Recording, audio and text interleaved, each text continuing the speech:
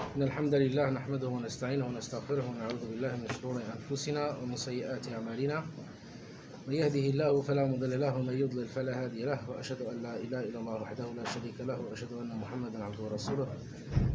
أما بعد, today is Wednesday, the 3rd of Ramadan, 1445.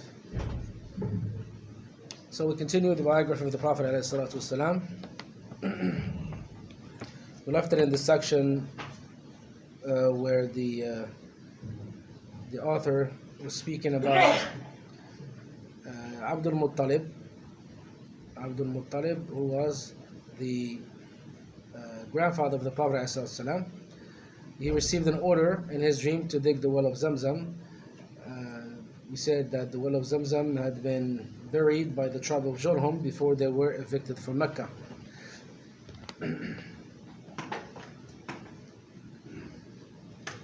And as we said, Quraysh wanted to take part with him in ownership of the well, but he declined to do that because he was the only one to get the revelation in his dream.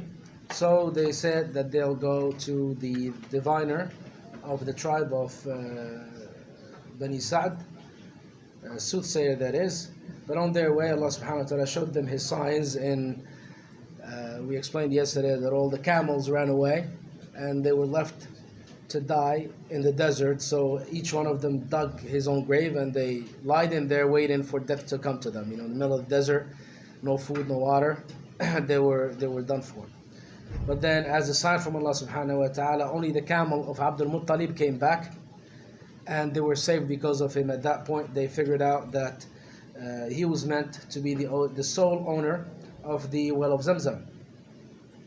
The second event that the grandfather of the Prophet ﷺ witnessed was that of Abraha, as-Sabbah al-Habashi. The famous story that Allah revealed in Surah Al-Fil, the elephant. Abraha was basically a Christian ruler of Yemen, but before him, Yemen was ruled by a Jew ruler. In the famous story that is narrated in Tafsir ibn Kathir about the boy and the king, the tafsir of the Surah Ashab al-Ukhdud, the people of the trench. At the time of this king, soothsaying magic was the one that's rampant in the land, and he had a big magician that became old and wanted to teach his magic to a young boy so that he can take over after him. So a young boy is being taught this magic, but on his way to the magician, there was a worshipper worshiping Allah subhanahu wa ta'ala that was also teaching him about Tawheed, about worshiping Allah alone. Long story short, he ended up himself being a Muslim. The priest that taught him Tawheed was actually killed by the king. And the king tried to kill this boy, so he would send him with his soldiers to the sea so that they can drown him. Everyone else would drown except the boy, who would come back safe.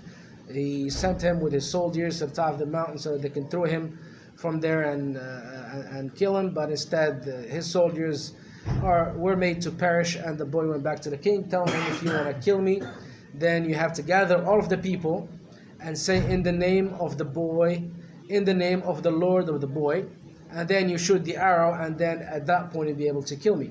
So he did that, and in fact he shot the arrow after saying, in the name of the Lord of the boy, Bismi Rabbil Ghulam, and the boy was killed. When the boy was killed, the people realized that the Lord of the boy was the true Lord, and they believed in him. And this boy was on the religion of Christianity, the early Christianity. As we said, Christianity did not have all these things that we see today as far as statues and crosses, etc. This came about 300 years after the fact at the hands of the Emperor Constantine. So this boy was a Christian, and people became Christians. So the Jew ruler, told the people, either you revert back to Judaism or you're going to be killed. And he dug a huge trench. This is what Ukhdud is, it's a huge trench. And then anyone that did not want to renounce Islam at the point, because Islam is monotheism, worshiping Allah alone, and the followers of Isa alayhi salam at that point were the monotheists before they Constantine instituted these polytheistic practices that we see today. So no one wanted to revert back from Islam to the point that a woman had many boys. They were thrown in the fire before her, and she still did not revert back from Islam until they took her suckling boy from her. He was still breastfeeding, and they wanted to throw him away. At that point, she hesitated. So Allah subhanahu wa ta'ala made the baby speak, even though he was not of age to speak yet, telling her, "My mother, you're on the truth, be steadfast."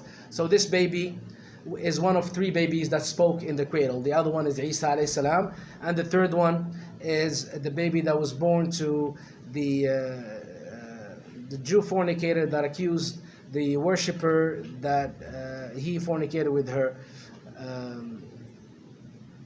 I think it was Barsis al-Abid. I think the name was Barsis, or I don't recall the other name. So he's one of three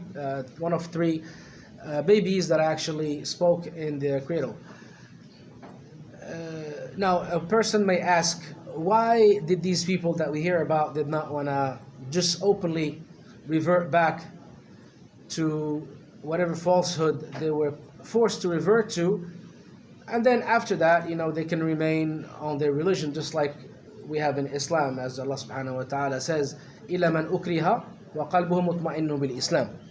Because as you know, the companion Ammar bin Yasir radiallahu anhuma was forced to insult the Prophet ﷺ, so that the Quraysh don't kill him the same way they killed his mother Sumayyah, who was the first martyr in Islam. So he did that, and after that he was very remorseful. He went to the Prophet ﷺ, telling him what happened. The Prophet ﷺ said, "How do you find your heart?" In other words, did you say bad things about Islam, about me, just with your mouth, and you did not feel that way in your heart, or did you actually feel that way? He said, "No, I only said that with my mouth." He said, "If they force you again, you go back to saying what they tell you to do, as long as your heart is confident about your faith and you loving Allah and His Messenger." The reason why is because this concession is only a blessing from Allah to this ummah. Only the Muslims, my brothers, please, if you're not in the lesson, this is the house of Allah, please take your worldly matters outside. Jazakumullah khair. So this concession, we only have it in this ummah. Only in this ummah. If you are forced to say something bad about Islam, otherwise you're going to be killed, you as a person, right? Then in that case, you can say it, but of course, in your heart, you don't feel and you don't say the bad things that you said. And of course, this does not apply to the scholars that are told by their leaders, the rulers, say some misguidance, or we're gonna, so that you can misguide people, or we're gonna kill you. This does not apply to them. They don't have the concession to do that. They cannot misguide people to save themselves. And as this is what happened to the major scholars that we know, such as Ibn Taymiyyah and Imam Ahmad and Imam Malik. So, you cannot misguide people because the ruler ordered you to do that, saying that, Allah subhanahu wa ta'ala says, إِلَّا مَنْ أُكْرِهَ, I'm doing this against my will. No, you do that against your will if it concerns you. Someone, for example, comes and tells you, either you kill some person, I'm going to kill you. You don't have the concession to do that. You don't have the concession to kill someone so that you can be saved. The concession is only if they tell you, say something bad about Islam, for example, apostate, say you're a Christian, drink alcohol, eat pork, something, or we're going to cut your head or something like that, like what they're doing in many countries where they're prosecuting the Muslims. So, Abraha, basically, when this story happened and this Jew king killed all these Muslims, Abyssinia, which is part of what's today known as Ethiopia, was ruled by Christians, by the Najashi. Najashi is a nickname for the ruler of Abyssinia. So Najashi is not just one person, just like the ruler of Egypt is called Fir'aun, the ruler of Yemen is called Tubba, the ruler of the Romans is called Kisra, and Qaisar, and the ruler of the the Persians is called Kisra. So this is a nickname. Okay, this is a nickname, but the actual name is different. So the Najashi at the time of the Prophet ﷺ, his name is Asmaha. This is different Najashi that we're talking about. This is way before Prophet ﷺ was born. Not way before, but basically the same year where the Prophet ﷺ was born is when this matter of the elephant happened. But when the ruler of Ethiopia heard about what this Jew king did to the Christians, he sent his soldiers, 2 generals with his soldiers, to attack this Jew king and kill him. And when the Christian soldiers reached Yemen, this Jew ruler that killed all these people and acted like he is their God, basically ran away from them and went inside the sea until he drowned. So he was not able to enjoy this life, nor did he enjoy the hereafter, even though he prosecuted these poor people and killed them. So the 2 generals remained in Yemen, and Yemen was now ruled by Christians. One of these 2 generals is Abraha. So Abraha had a disagreement with the other general. So basically each one of them had his own soldiers. They tried to fight. But Abraha told the other general, look, instead of us fighting and having the soldiers kill each other, let's just fight me and you. And the one who wins gets to rule. And Abraha was cunning. He was cunning. So he told his slave, if you see me losing, then you go and kill the general. So that's exactly what happened. Abraha fought with the other general, and Abraha was losing.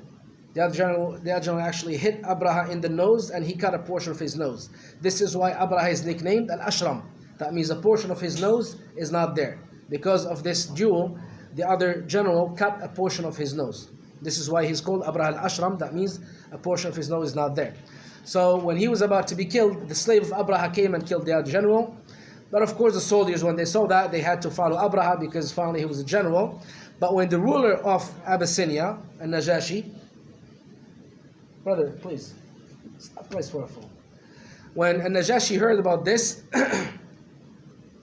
he swore that he would step on the on the grounds of Yemen, on the land of Yemen, and shave the head of Abraha as a means of humiliating him.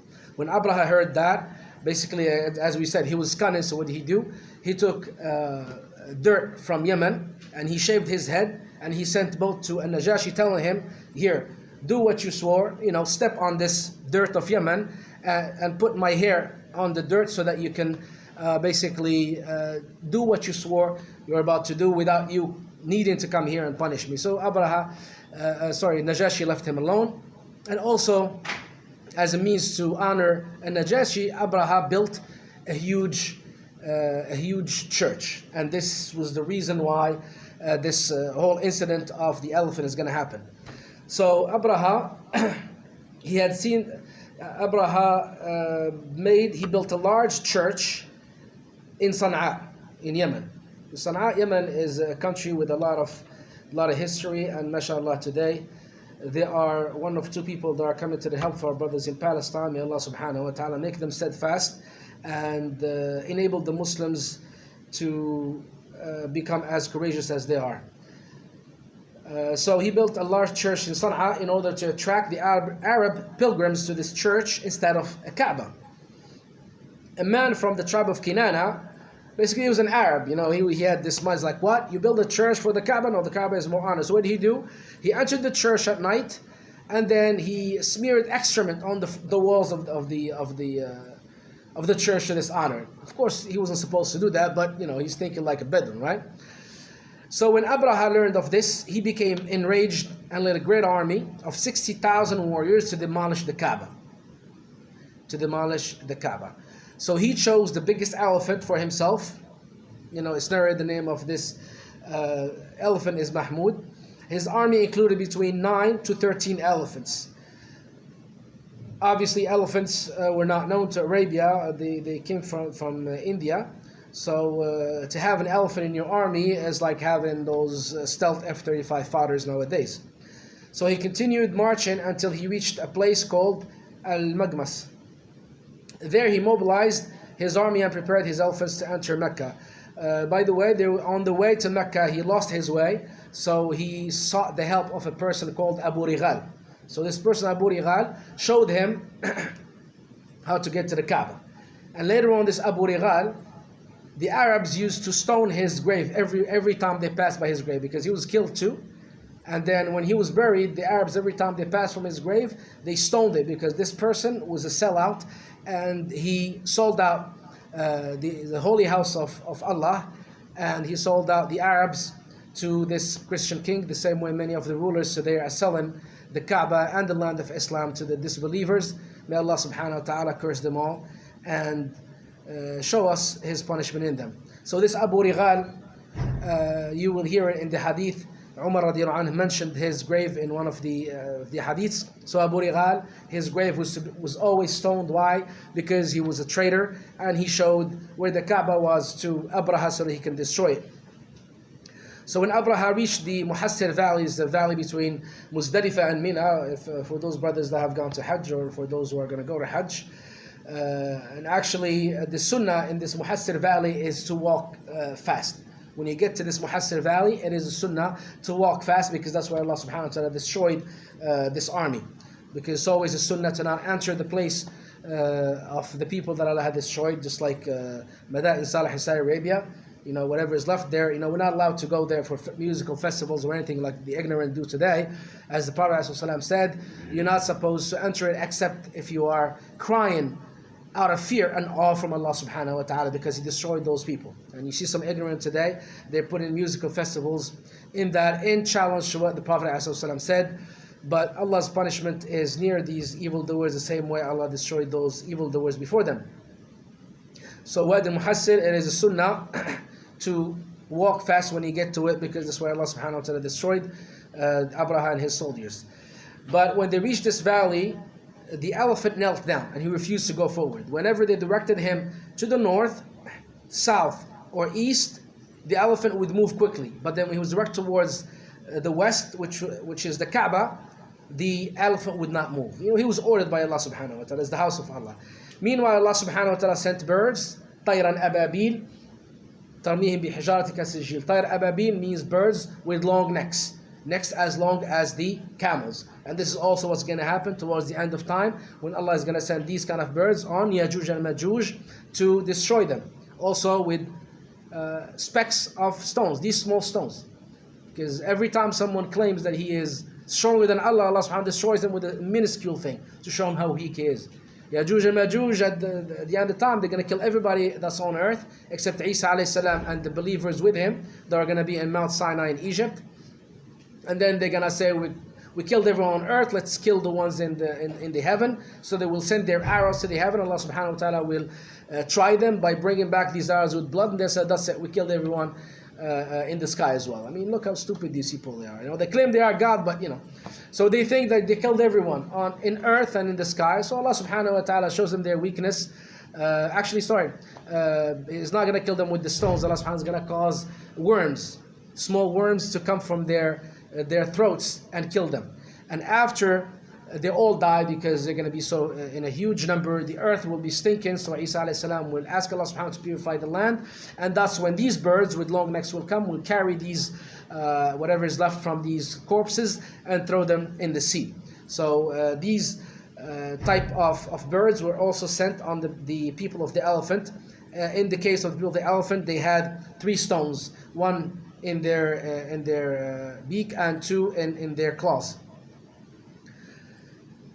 So Allah subhanahu wa ta'ala sent in flights upon them, throwing forcefully stones of baked clay upon them, and made them like scattered chaff. These birds were very much like like swallows and sparrows, each carrying 3 stones, 1 in its beak and 2 in its claws. The stones hit Abraham's men and cut their limbs and killed them. A large number of Abraham's soldiers were killed in this way, and the others fled at random and died everywhere. Abraha himself had an infection that required his fingertips to be cut off. When he reached Sana'a, he was in a miserable state and died soon after. Now, the elephant incident took place in the month of Muharram, 50 or 55 days before the birth of the Prophet ﷺ. Now, we said Abraha was who? He was a Christian. And the Kaaba was in the hand of Quraysh, who were polytheists. But in this case, because of Allah's wisdom, Allah gave victory to the polytheists over the Christians. Even though, as we said, the Christians at the time were closer to the truth than the polytheists who worship statues. Allah subhanahu wa ta'ala sometimes has wisdom. Sometimes Allah gives victory to the polytheists over the believers, as a test for the believers or as a means for something better to happen to the believers later on. So this is one such case. So this happened about 50 or 55 days before the birth of the Prophet ﷺ, which corresponded to late February or early March 571 after Christ was elevated. So it was a gift from Allah to His Prophet ﷺ and his family. It could actually be regarded as a divine auspicious sign of the light to come and accompany the advent of the Prophet ﷺ and his family. By contrast, Jerusalem had suffered the atrocities of Allah's enemies. Here we can recall Bukht al-Nasr, Nebuchadnezzar in English, who came from Babylon, as we said, killed the Jews, took whatever's left of them as slaves, and destroyed their temple in 587 before Christ was elevated. So Allah subhanahu wa ta'ala protected Mecca as opposed to the temple of Sulaiman, and this is according to Allah's wisdom. And also the Romans in 70 after Christ was elevated, they conquered Jerusalem, and they also later on would punish the Jews for betraying them for the benefit of the Persians. Al-Kaaba, by divine grace, never came under the hold of the Christians, the Muslims of that time. All the Mecca was populated by polytheists. So the news of the elephant incident reached the most distant corners of the civilized world. Abyssinia maintained strong ties with the Romans because they were all Christians, while the Persians, on the other hand, were on the watch with respect to any strategic changes, because, as we said, there were two empires at the time. There were the Roman Empire, who were Christians, and the Persian empires, who were fire worshippers. So it followed then that any of the people of Mecca claimed prophethood, it would be conforming with the outcome of the elephant incident. In other words, Mecca became known as a holy place that Allah subhanahu wa ta'ala personally intervened to protect it from Abraha. Therefore, if a person were to be sent from Mecca, people would recognize that truly this person is most likely sent by Allah subhanahu wa ta'ala.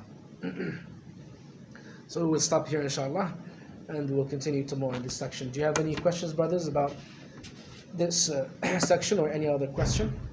You can go ahead and ask.